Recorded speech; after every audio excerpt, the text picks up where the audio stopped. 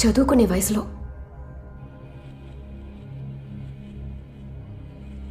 మీ నాన్నగారు phone number ఇవ్వు. ఏమీ డాక్టర్? She's pregnant.